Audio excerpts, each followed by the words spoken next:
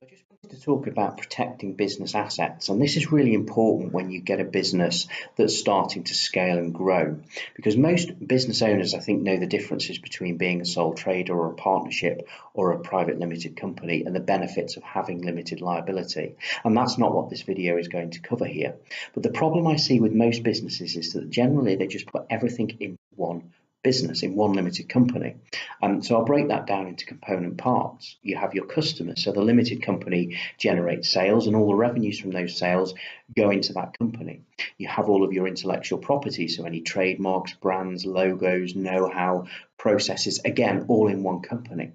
The business generally will house all of its fixed assets. So if the business trades from an office or a factory or has any production machinery or equipment, then they'll all go into that same limited company. And of course, the people that play the part in the business, your employees, will all be employed by the same limited company.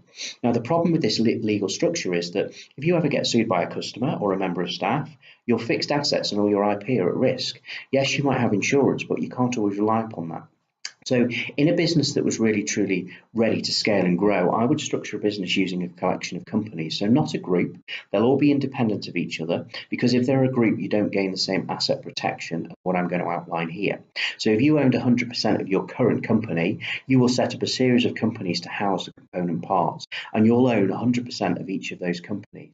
If you're a shareholder and you own 25% of a company, then the other companies that you'll set up, you will own 25% of. So you'll end up with a collection of companies with the same shareholding that you have today. So firstly, you have company one. This will house all of your customers. So all this company does is bill your customers and collect the money. So any contracts between you and your customers sit in this company.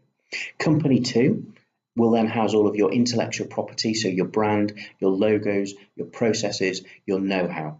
Company three will house all of your fixed assets, so buildings, machinery, equipment, etc. And company four would employ all of your staff. So what happens is that when you set this structure up, you set up licensing agreements between company one and company two. So basically, company two licenses for use by company one all of the intellectual property required to trade the business. Company three licenses for use all of the fixed assets. So it could be, for example, it owns the building and there is a lease agreement rather than a licensing agreement. So it may charge rent under a lease to company one for the use of the premises or the use of the machinery. Company four licenses all of your, so it employs all of your staff. It licenses your staff for exclusive use by company one to produce, manufacture, sell, deliver, etc., all of your products and services. So what this means is that you separate out your revenue, customers, assets, and employees all in separate legal vehicles. And these separate legal entities basically give you the protection of your assets. So you can't just move assets and customers and staff around willy-nilly.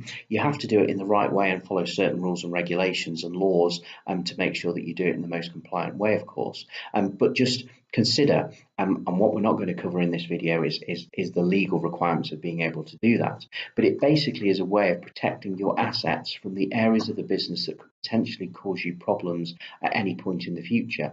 So it separates out the assets, it protects the assets, and it gives the business a great platform to be able to grow and scale.